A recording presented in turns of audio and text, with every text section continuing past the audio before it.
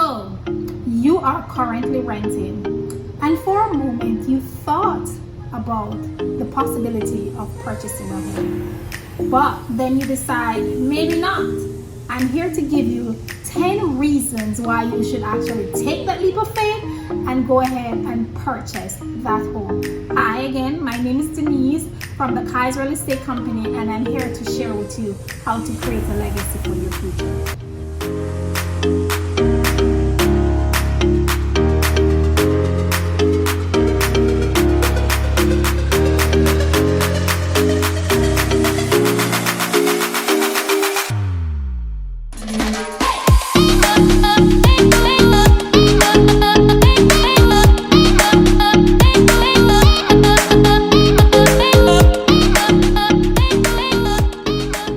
Number 10 reason why you should buy a house is that you're able to build strong credit history. When you buy a house and you're making consistent payments and you have not defaulted on your loans, you are actually sending a strong message to other lenders that, hey, I am a low risk borrower, lend me money. And therefore, in the future, when you decide to actually take on an additional loan, you can use that strong credit history as a leverage when you want to take a loan. For example, if you're going to be taking on a loan for major expenses or even to purchase a car. Number 9, you have total control, or what I say, freedom. Guess what? When you buy a home, you have the choice to remodel that house the way how you like it. Based on your lifestyle, you can upgrade the amenities to suit your taste. You can do the landscaping, whatever it is that you want. But if you're renting and you decide that you want to even paint a room, you have to get permission from the landlord. And of course, they may say yes or they may say no. And even if they say yes, guess what? It is going to benefit you, the landlord. And so when you own a home, you have the freedom to live by your rules on your terms in your house. When you buy a house, usually you will get a mortgage that is fixed, whether it's a 15 years fixed or a 30 years fixed. And one of the things you need to know is that mortgage expense normally makes up the majority of your mortgage payments. And so with this, it kind of helps you to stabilize and know exactly how your budget is going to be from month to month and from year to year. Because that's one thing that does not change, in exception for like insurance or property tax. However, when you are renting, you have no idea if your landlord is going to raise the rent the next year. And so you have no predictability when it comes to your budget. 7, built-in equity. When you rent a house and you're making that payment every single month, that money is actually disappearing. However, when you're making your mortgage payment, each time you make that mortgage payment, your loan balance is actually decreasing. And over the years, as you continue to make the payment, then your equity will increase. What is equity, you may ask? Equity is actually how much a house is sold for minus what you actually owe on that property. So your house now become a built-in piggy bank. Each time you make that payment, your principal is actually decreasing, and it's like a built-in saving for you. Number 6, appreciation. You can all appreciate that your house will have some appreciation, and I hope you are appreciating the fact that I'm giving you this information for number 6.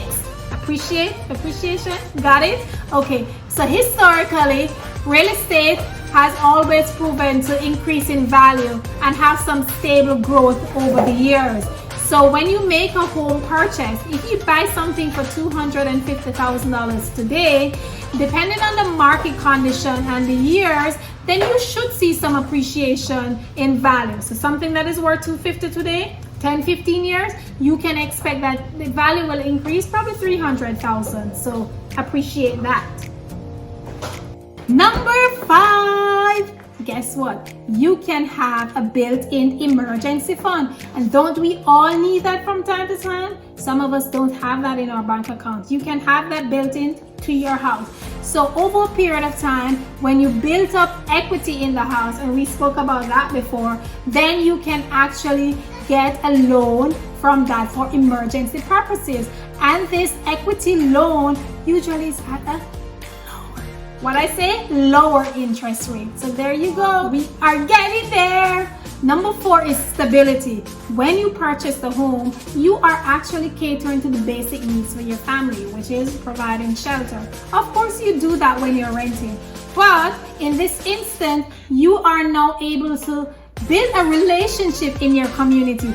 You can get to know your neighbors, or maybe not. Maybe you don't want to know them. But you get to know your neighbors and you have a sense of ownership. You have a stake or a say in what takes place in your community based on the decisions that are made for you.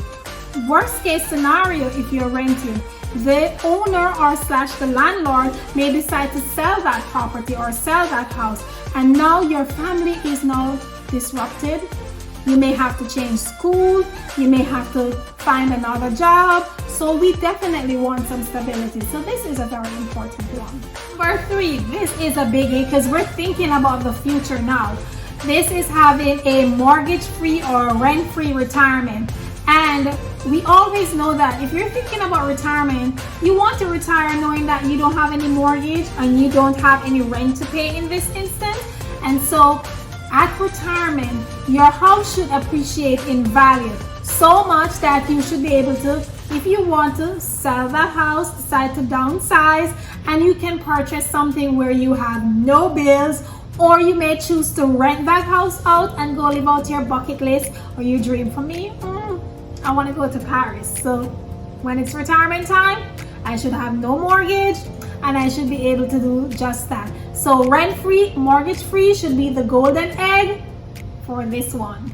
Number 2, this is a really good one. Tax benefit. Can you believe that the government actually rewards you for purchasing a home? There are significant benefits that you can gain from purchasing a home, as it's stated by the U.S. tax code.